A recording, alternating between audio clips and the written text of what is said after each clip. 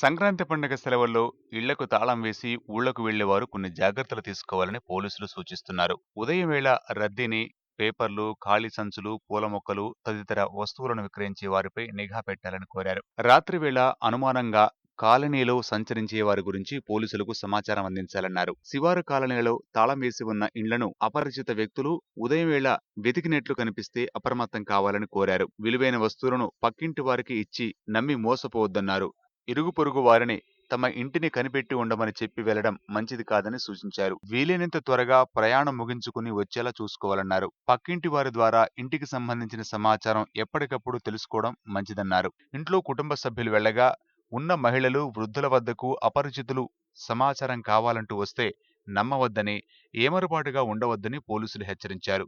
ఊరు వెళ్లేటప్పుడు ఖరీదైన వస్తువులను ఇంట్లో పెట్టకపోవడమే మంచిదన్నారు. వాటిని బ్యాంకు లాకర్లో పెట్టుకోవాలన్నారు. కాలనీల వారీగా గస్తీ దళాలను ఏర్పాటు చేసుకోవాలని ప్రజలకు పోలీసులు సూచించారు. తాళం వేసి ఊరు వెళ్లే ముందు మీ సమీప పోలీస్ స్టేషన్లో సమాచారం ఇవ్వడం మంచిదన్నారు.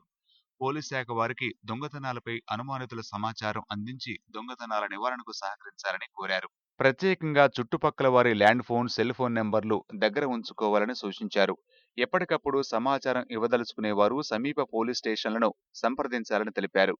సంక్రాంతి పండుగ సెలవుల్లో ఇళ్లకు తాళం వేసి వేరే ఊళ్లకు, సొంత ఊళ్లకు వెళ్లే వారి కోసం ఈ మేరకు సూచనలతో ఒక ప్రకటన విడుదల చేశారు పోలీసులు.